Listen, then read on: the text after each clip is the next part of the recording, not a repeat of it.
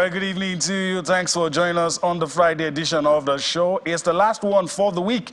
We promise to make it worth your while. I'm Yemi Adebayo. Well, on the show tonight, we will be taking a look at things happening here on the domestic scene. We will be looking at the upcoming Betsy Obaseki Women's Football Tournament. We will also be giving you a slice of cricket on the show tonight.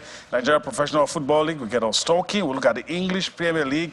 The managers are talking, and of course, there is the special boxing bout that we've been counting down to. We've been talking a lot about that. We'll give you a lot of details about all of that, all for you on the show tonight. That's the outlook of the show. It's a two-man show. My colleague, Osimhen Okonakpan, is suited and ready as we take this trip together. It's another day to talk sports, Austin. Sporty greetings to you, Yemi, and of course, everyone joining us from different parts of the world. Always an action-packed world of sports. And yes, thank God it's Friday and another beautiful night to see what's going on in our world of sports. You mentioned it right here in England. It's not just about football and the English Premier League. Boxing is also huge in this country. And when it's got the Nigerian angle, I chase it. So I'm done feeling bad that Dan Aziz will not be having that World Eliminator title bout with Joshua Boatsi. That one would have been so good for him to, get a shot at the world title if he wins. But all hope is not lost. Hopefully that fight will be done when Dan Aziz is fit again.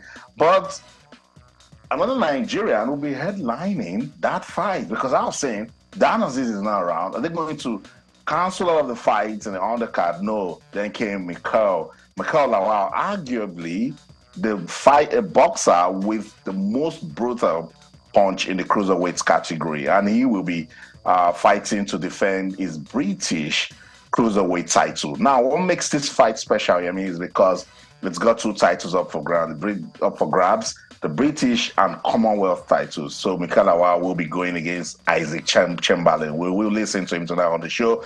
Talk about the English Premier League, talk about the Nigeria Premier Football League. Like to see what Aqua United can give to us this week. So much going on in our world of sports. Women's football get our attention again. Betsy Obaseki Women's Football Tournament. I like the fact that the state government are taking this one seriously. The consistency excites me. Cricket also on the menu. So Yemi, if you're ready, I'll bowl and you should bat. All right, that's a good one. I like the pun in that. All right, let's introduce our partner in the Lagos studio. He joins us this lovely Friday. Ikena Okechukwu, who joins us now as we take this trip across the money-speeding world of sports. Ikena, greetings to you. Thanks for joining us this lovely Friday evening. Good evening, Yemi. It's been a while. Yeah, it is. Still together. It is. Happy to be here. It's another Friday. Like Austin has read out the lineup.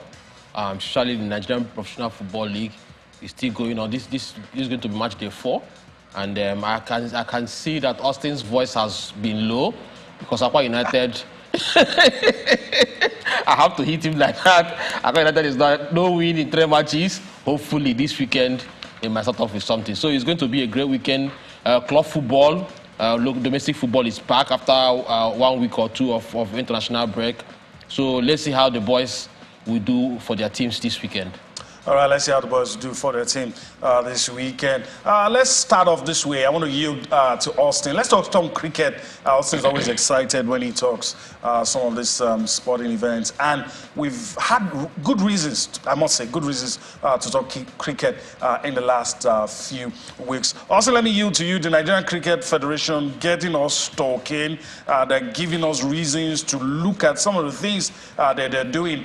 And the ratings we're beginning to have from the ICC excites me. It does, Yemi, and kudos to the new board led by Uyi Akpata. When they came in, nothing like having long-term planning. And this is what I'm always saying to sporting federations. When Uyi Akpata came, he identified areas for development. First thing he said was, look, we need to develop infrastructure. We need to go back to the basics. We need to take cricket back to the schools where it used to do so well. We need to improve on our rankings. And that's what you just mentioned. And so with this West Africa Trophy Challenge, don't forget, This year, they've been busy traveling, not just the men. The junior yellow greens have also been busy. The women's cricket team has also been busy. And when you play these continental and international competitions, they are also in a good position to qualify for one of the T20s World Cup. When you are playing, you are effective, and you're doing what you should be doing back home to stay relevant, it will impact on your rankings. So with the West Africa Trophy Challenge, the Nigeria Cricket Federation believe that the tournament will expose the Nigerian national cricket team and, of course, identify areas for development again. Let's take a listen to some of the talking points coming out of this one, and then we'll talk some more on the show. When we come to tournaments such as this, I think we are trying to showcase the best of West African cricket. And again, thanks to our traditional partners, Rwanda, for bringing their team here. I hear from the broadcast that a lot of people are showing keen interest. So this is the beginning of things to come. We are very clear on our strategic imperatives around facilities, around developments of our grassroots, around the quality of our players, and more importantly, again, around sustained partnerships with various stakeholders. For our facilities, I think everyone is saying that the TBS Oval, the wickets themselves have not been played so good, have not been this good for a long time. So again, to the curators and the grounds crew, that's very good. But ours is to continue to grow in this area in terms of development. We hope to be able to continue this. We hope that there's more cricket moving forward. Obviously, Nigeria is preparing for a World Cup, for T20 World Cup qualifier in Namibia next month. So things like this are required, and hopefully we can continue to do it. That's what it is. That's what it is. The president said once again that this will expose areas for development, and the player buttressed the same points. We're getting ready for the World Cup qualifier in Namibia. Competitions such as the West Africa Trophy Challenge will get us ready. Will also let us go back and assess the points where we were good, consolidate on the efforts, and find ways to keep developing. Why I like this is each time we have an opportunity to talk about sports that has the potential to do well in Nigeria, I take it, because before someone will be quick to come out and say Nigeria is a footballing nation, I'll tell you to pause. Cricket has been played in Nigeria since the late 19th century. And at the federal government colleges back in the days, it was a competitive sport. We allowed it to die. If this federation wants to do everything to bring it back and put Nigeria on the level where we should be first in Africa before we explore the world, then we should welcome it now. Yeah, I think everybody should. I think first and foremost, I would say people are wrong to make such an assumption, because I think not everybody will play football. There's a reason there are so many sports for people to participate in. And another thing people should also look at is, back in the days, many years ago, nobody knew about most Middle Eastern countries in terms of football. Qatar, the Saudi Arabias. But consistent effort, the effort they made, this thing they put together. Structures and a lot of things. They paid so much attention, they put in so much money and funds. And look at where they are now. They have hosted the World Cup, they're about to host another one in some years' time. So I think we lost it some years back when it comes to cricket. I think we should go back to the drawing board. I'm happy what is happening, using the TBS Oval to host some of these events. In federal government, in most government colleges, there are cricket grounds. I think we should go back to the basics, go back to the school, catch them young. When you teach an 8-year-old, 10-year-old, 12-year-old how to play this game, they won't forget it. Sure. They'll go up playing it. So I think I'm happy they have good leadership. I'm happy they are in the right direction. I'm happy they're going to play competition, even if it's the T20. Let's start from there. If we are able to get one or two players to play in one of these big Indian or Pakistani teams, then we are heading somewhere. Yeah, definitely. So I guess we'll just leave it there. But kudos to the NCF. They're making us talk. All right, Austin, I got permission from the back room. And so let's just push up boxing so that we don't start catching our breath when we want to talk about it. I think it's only fair with all the effort that you've put in. So let's just talk about it, then we can create some, space for the other things we want to talk about. British Nigerian boxer Michael Lawal is in the news. You caught up with him. I mean, saw pictures on the screen from the way in. I mean, a lot of exciting times are ahead, and I'm hoping that he will be able to retain his Commonwealth title on Saturday. That's the objective. That's the only objective, Michael Lawal has got right now, just to go out there and prove his quality, stun critics, because sometimes this sort of talks, can be annoying. We know his ability. We understand that this guy, Isaac Chamberlain, is a very big rival in the Cruiserweight division. This week has been very busy. There was the presser yesterday. Today was the weigh-in. Chamberlain was, I think, a pound heavier than Lawal, but we know, the world knows the punching power, the brutal right hand of Michael Lawal. It can destroy a wall, And he's saying that's all he's bringing there with his Ninja mentality. I like Michael Lawal so much because each time he's got an opportunity to represent Nigeria, he takes it. Not just Michael Lawal, Lawrence Okoli, Dan Aziz, they all love it that they've got Nigerian roots. And this guy is the British Cruiserweight champion. He holds the title. And now they've added a vacant Commonwealth title to this fight, which makes it a big one. I also like the fact that it's going to be the new headliner because Dan Aziz got his back injured and will not be able to have that light heavyweight eliminator bout with Joshua Boatsi. So fans have an opportunity to come out to see Michael Lawal. And if you look at both of them during that face-off after the weigh-in, you see how they are just petting Lawal, because sometimes it gets really, really bad at the face-off, particularly against between rivals. So everything went well, calm. They've done the weigh-in. We're waiting for Saturday night for us to know if Michael Lawal will retain his title or Isaac Chamberlain will do some good rivalry and then take that belt of the British Nigerian. But Michael Lawal also said something good that I like. He said he loves the fact that fans in Nigeria are monitoring what he's doing right here in the United Kingdom, and he wants everyone, me, you, Ikenna, boxing fans in Nigeria, boxing fans in the UK, to support him so that I can go out there on Saturday at the York Hall in Bethnal Green, London, and retain his title. Let's listen to Michael Lawal. Out of the red corner, the champion is one of the most feared punchers in the Cruiserweight division, holding a perfect undefeated record of 17 wins, no losses, with 11 of those wins coming by way of knockout. Fighting out of Shepherd's Bush, London, England, by way of Lagos, Nigeria, he is the reigning, defending British Cruiserweight champion, Michael Lethal Lawal.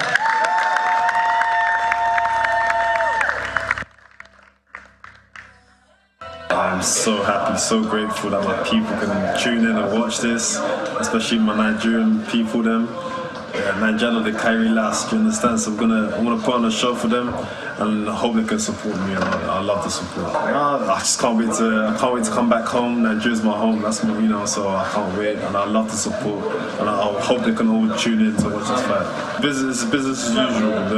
I got my eyes on the goal. I know what I'm trying to achieve. Me winning, coming out on top, and literally I've been training too hard for this. So I've done a lot of work, putting the work in, and I can't wait for Saturday night to come. Michael, the Lethal Lawal. And truly, I'm not bothered, I've watched Lawal fight. I've spoken to him. I love his confidence. He's a calm guy. He's also using boxing to, promote some good causes. You heard him saying he's pumped up because people in Nigeria will tune in to watch the fight. And it's business as usual. Go out there and win. 17 bouts, 17 wins. I think it would be 18 on Saturday. Yeah, I hope so too. And I just want to say this, in spite of all the negative headlines you get to read about Nigeria, sportsmen and women always make me feel good. There's something about us as Nigerians, there's something about this country, that the values we share, the attributes we have, the things that make us stand out. And it appears we are the ones who don't appreciate it.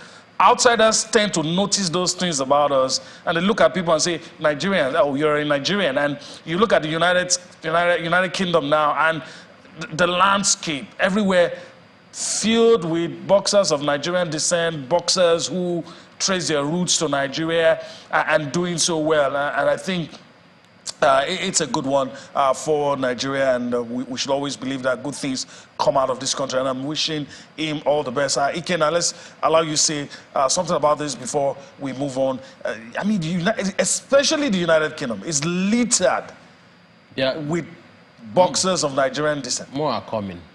They are coming. At least we have been heavyweight champions, and now we have the cruiserweight. So.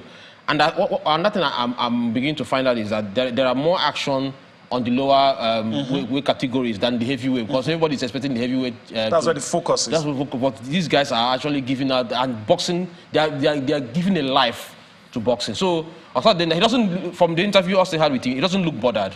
You know, it's as if like to him, it might be a walk in the park, go there. But I think Chamberlain will give him a run for his money. Well, but I hope he wins, though. Oh, of course he will win. All right. I don't have any doubt he will. All right. Okay. Also, let's quickly move on and talk about the Betsy Obaseki women's football tournament.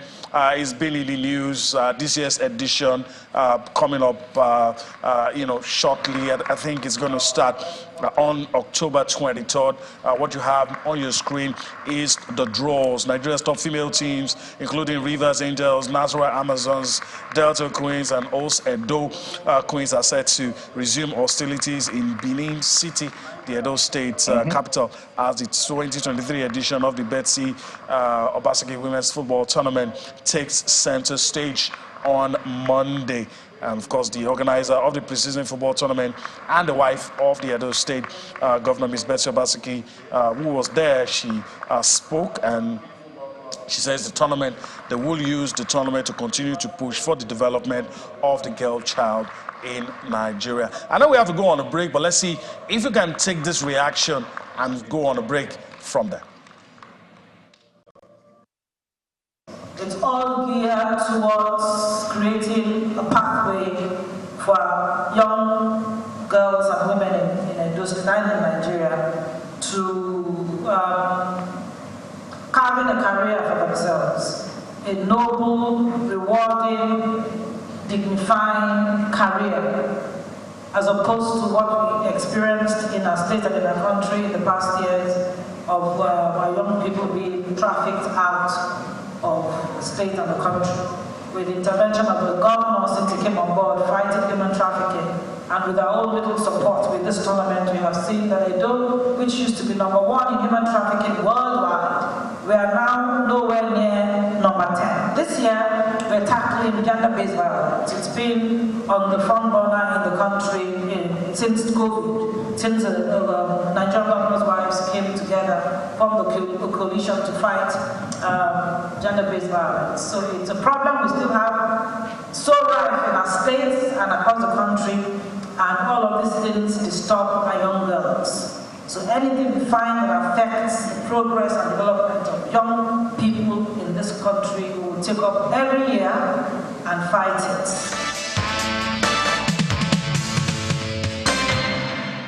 All right, welcome back. If you're just joining us, well, I regret to say that you've missed quite a bit, but of course we compensate you with what we have left. We've touched up on the Betsy Obaseki Women's Football Tournament. We also talk about, of course, Mikel Lawal, his upcoming bout, and we also talk about cricket. Those are the things we've touched up on. Let's talk about the Africa Football League. We have to talk about that. It started today, and of course, the opener, it was a 2-2 draw.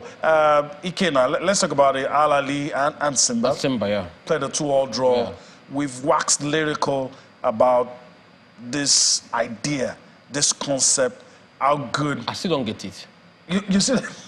Okay. I still don't. Let me allow you to say. We have a lot of this to cover, but let me allow you to say something. I still don't get it. Why do we have a different competition from the Champions League? The same thing FIFA fought in Europe. I still don't get it. But all right. He's here. He's here. Let's talk about the results. Okay, these are the fixtures. I was hoping we were going to talk about the results. Petro de Luanda will take on Mamelodi Sundowns tomorrow on Sunday. TP Mazembe will take on Esperance.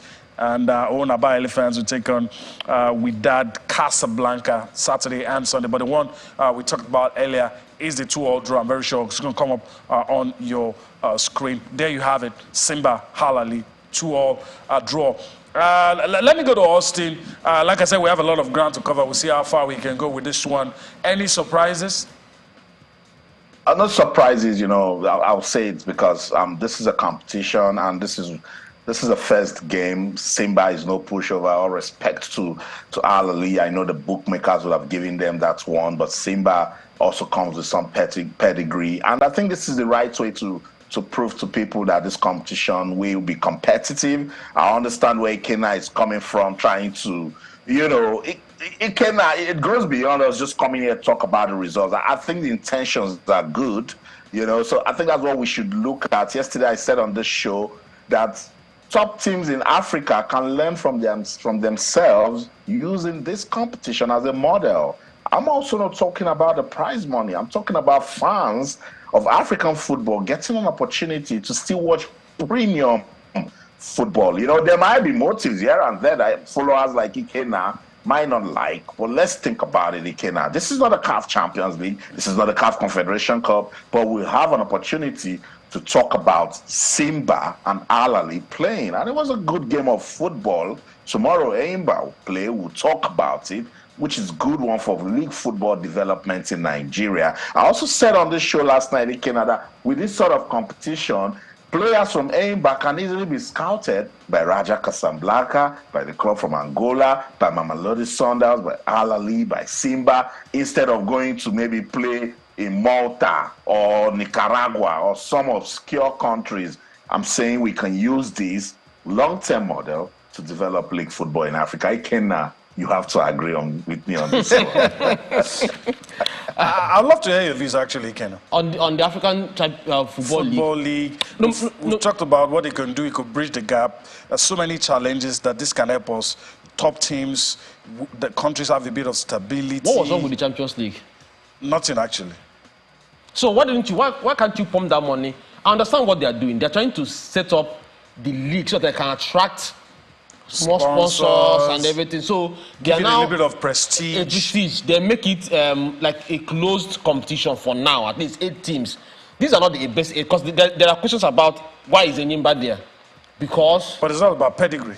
Pedigree. They've not won the Champions League in donkey years. They don't have a good stadium.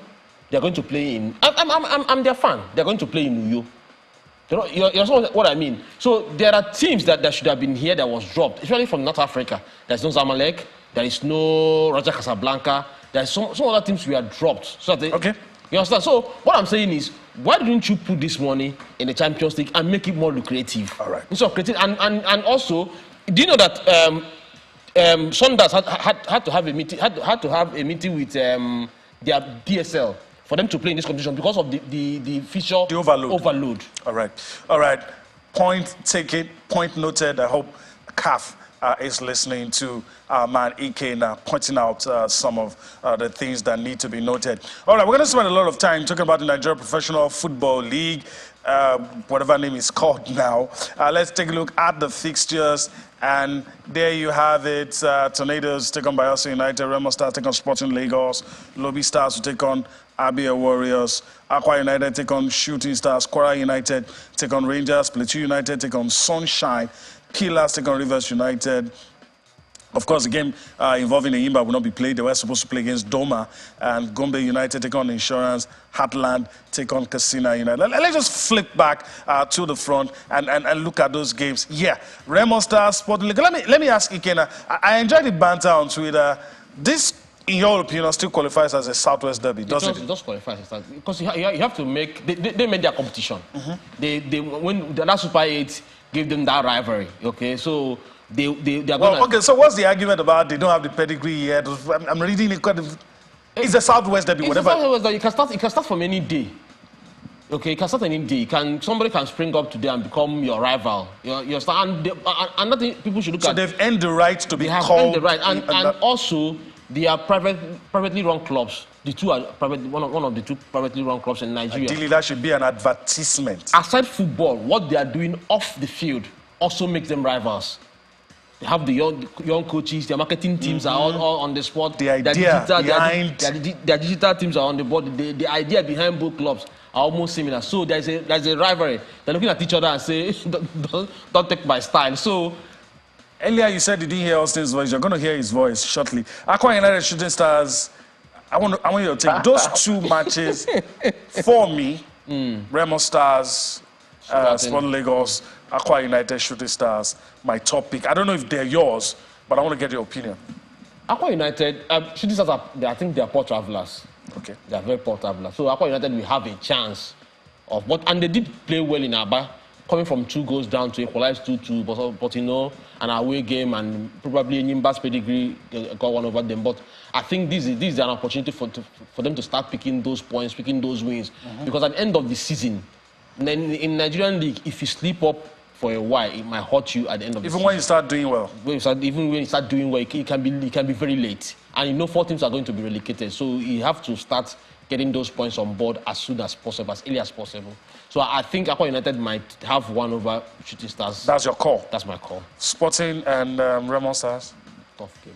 Tough game. Very tough. Sporting Lagos, the way they played against Doma United, they created loads of chances, but they missed them all. So that might, I think Remo Stars will age them. But being rivals, Lagos is not far from what I've seen online. Sporting Lagos is storming there with a lot of their fans. So it's going to be a tough game, very, very tough game. But Remo Stars, they look good. And having Secret Alimi scoring goals both home and away is another advantage to them. I saw them against Rangers. They didn't play well at the beginning of the game, but when they got on, it was as if they could score at any time. So, any other fixture that gets your attention? Rangers. Okay. Para United. Off the field, Rangers is doing well. Probably not as well as they think they will be. Not like the results. Not the results, but I think they might just be able. In Remo Stars, they give them a run for their money. They did score first, but let's see what will happen in the Lawrence on. All right, indeed, we'll see. All right, Austin, the floor is yours. We've been able to pick out 3 games. I don't know if you have more, but then for laughs and for a lot of people who have listened to Ikena when he jibed you, let's start with the Aqua United Shooting Stars game. And truly, I can't really blame Ikena. I blame the promise keepers. Ikena cannot talk about the pedigree of Aimba because they managed to win that game 3-2.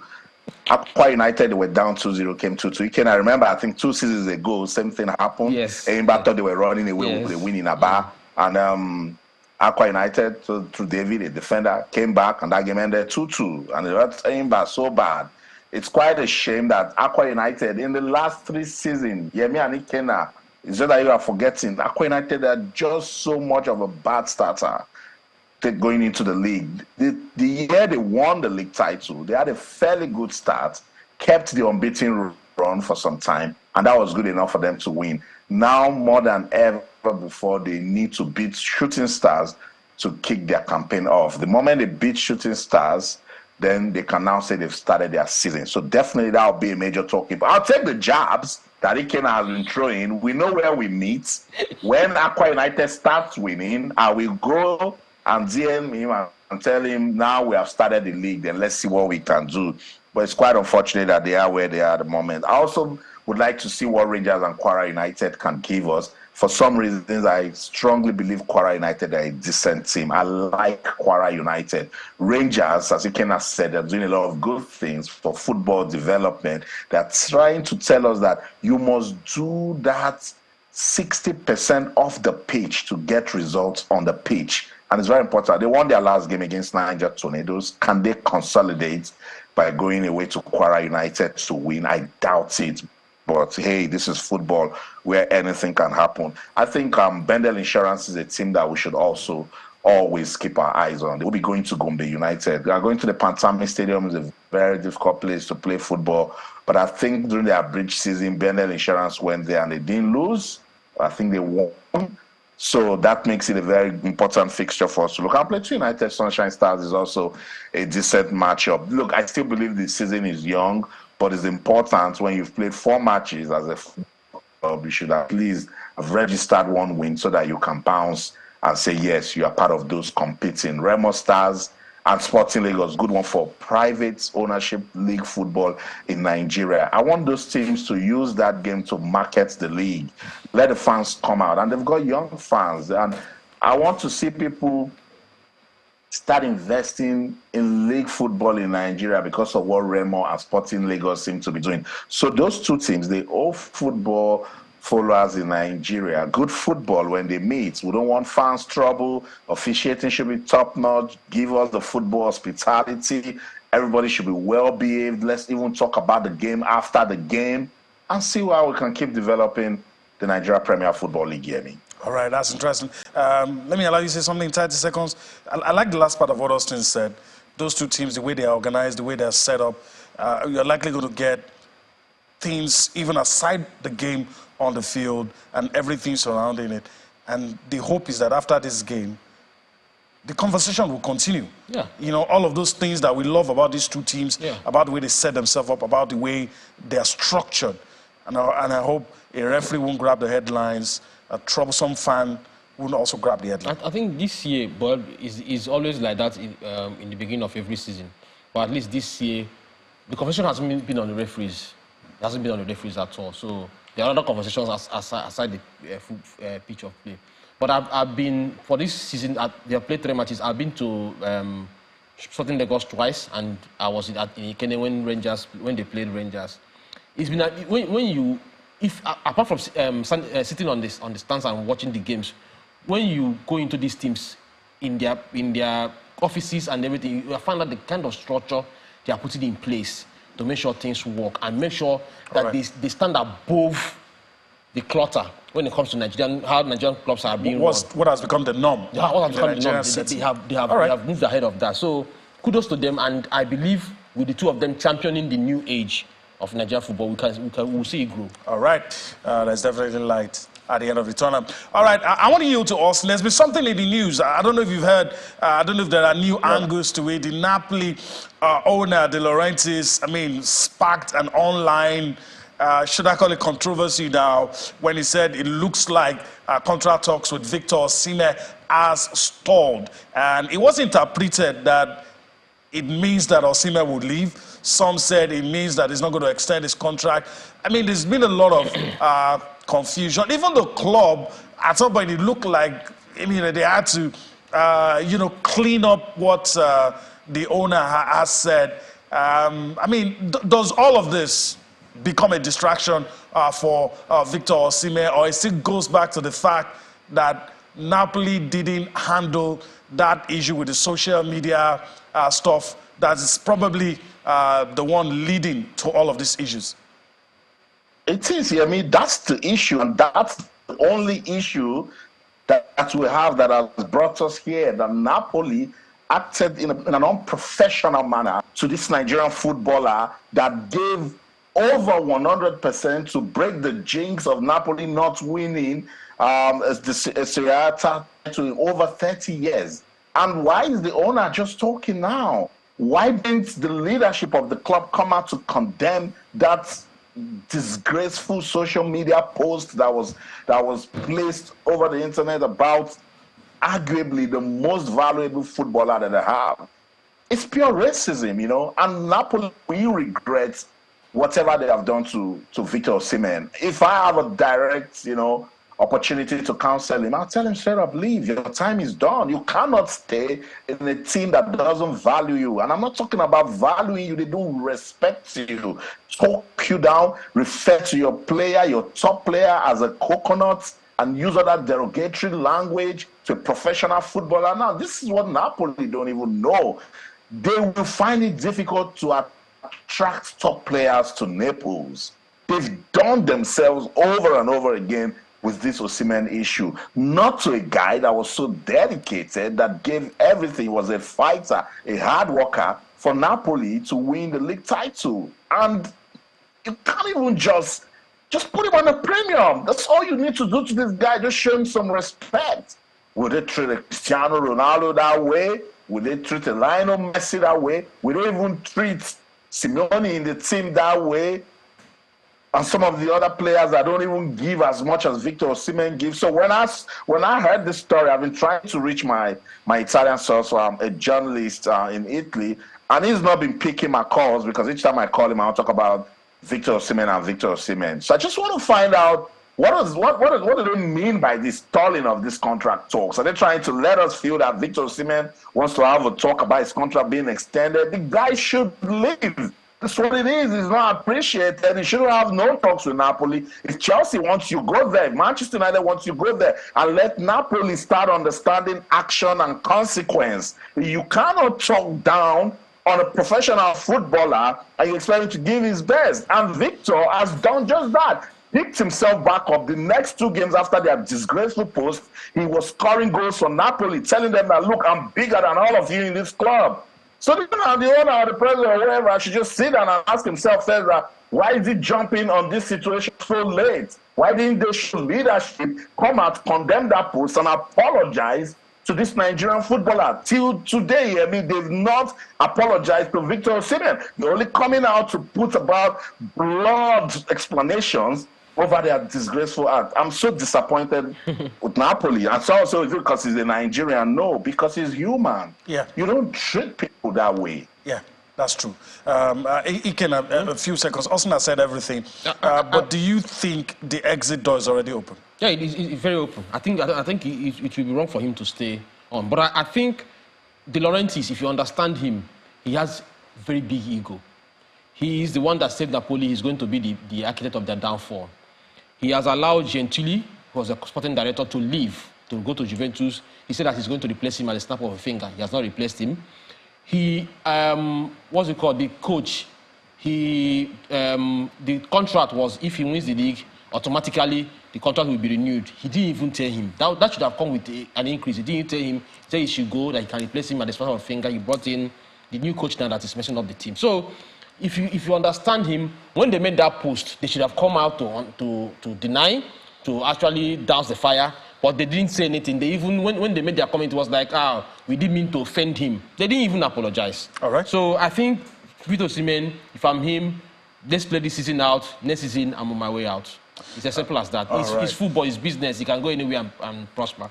All right, all the best to Victor Osimhen, and we'll see whether they can mend fences, Napoli and Victor Osimhen. Let's talk about the English Premier League. Let's quickly give you the fixtures for the English Premier League. Of course, Arsenal and Chelsea is what everybody's talking about, but there you have it. The Merseyside derby also is going to be played tomorrow. Liverpool, Everton, Bournemouth take on Wolverhampton Wanderers. Brentford will take on Burnley. Manchester City up against Brighton. Newcastle up against Crystal Palace. The issue around Tonali also affecting the club. Nottingham Forest will be up against Luton Town. Then this game, the managers have been talking. We'll listen to them in a bit. Chelsea will take on Arsenal. Sheffield United will take on Manchester United. Aston Villa will take on West Ham. Tottenham will take on Fulham. Like I said, the managers have been talking. Let's listen to, of course, the two managers who happen to be friends, actually, Mauricio Pochettino and Mikel Arteta. We'll listen to both of them. We'll come back to wrap things up on the show. It's a big game, and we know, and there is a big history between the two clubs and the type of games that we have played against them. It's a very different one, I think, this season. I've been really impressed by Chelsea. I think they deserve much more than what they got on the table. I think what Mauricio is in a really short time, it's phenomenal, and we're going to have to be at our best tomorrow. I bet Kai Havertz is excited to go back, isn't he? And Georgie as well, I'm sure they will be. They were there, they talk really highly about the club and everybody there, so it will be a special day for them. The balance, but you ask the players, sometimes they feel much better when they are playing every 3 or 4 days. You know, they can get a knock, they can get an injury. This is part of the game. It's not easy for any player when he's not playing as much as he would like to, but the only way to do it is to work harder, to show the passion that you have for the game, to contribute to the team in a different way, and when you get the opportunity, do your best and try to help the team to win the game. I think we are thinking to win tomorrow. We respect Arsenal. It's a great team, and you know very well that it's Mikel, that is part of my family. I'm going to meet him tomorrow. Yes, it's going to be tough because they are doing a great job. very good squad, very good team. They are playing so well. They are a contender for everything to win. You know, not only the Premier League, not the Champions League. And I think they are doing fantastic job. And it's going to be tough, but also we are confident that we can give our best and to do a very good game. All right. I'm trying not to say something that it doesn't appear like I'm not objective. Did I listen to Mauricio Pochettino? Well, any coach will say that, but Chelsea can beat Arsenal. I mean, he said it, didn't blink. They can. It's a can. They can. Chelsea is a big club. So they've turned the corner, all the problems behind them now? No, they have not. But you never can tell. Secondly, we're just coming from international break. Mm-hmm. Things whenever teams like this come back from international break, things don't click at the right moment. So Chelsea can actually beat Arsenal if they put their heart in. If they are able to understand their mistakes from these past weeks, they can actually. It's doable. Okay. It's not impossible. It's doable. So it's not just talk. No, it's not just talk. They have the players. They have the team. The only thing is that they bought so many players, so they are not being able to trying to get the balance. Yes, right. Get the balance. But it's achievable. It might be the game that will turn the season around.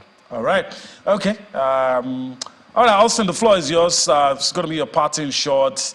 I don't know why I just picked up Mauricio Pochettino. Even the Arsenal manager appeared to be saying that he's impressed with Chelsea and respects what they've been able to do. But I was just surprised to hear Pochettino go straight out. We can't beat them. We will beat them.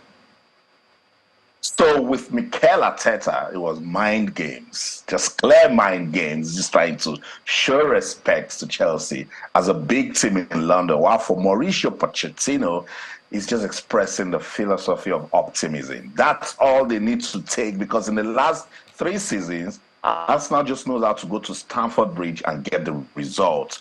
But with what they've done, particularly their last 3 games, they've not won 3 games consecutively since March. That's a good one for Pochettino. And when you're just taking a team as Chelsea that has been through, it's been a topsy-turvy ride for Chelsea. I mean, they've gone through all sorts, and then Mauricio has come in now, and he's trying to give them the Poch style of football, you know, and I think they're doing great. They just need to click. We need to see more from Enzo Fernandez. We need to see more from Ryan Sterling. We need to see more from Chukwuemeka. We need to see more from all the players. We need to play as a team. So it's such a shame that Chelsea is being ridiculed because of their current situation. It's going to be a big game. I want to see goals. I cannot say we'll win, but Arsenal and Chelsea at the moment, I think they are par. In their last 5 games, 3 wins for each of them, 1 draw and a loss. So like football, give us the winner tomorrow. That's the show right here in London. I'm Austin Okonakpan. In everything you do, remember, let's keep talking sports. Bye for now. All right, that's the show. Before I go, I need to thank Ikena Okechukwendu for his time on the show. Hopefully we'll do this again some other time. Why not? Thank you very much. All right, that's the show. We thank you for allowing us into your homes without knocking. It's a privilege we will never take for granted. Enjoy your weekend. I'm Yemi Adebayo. We'll see you next week.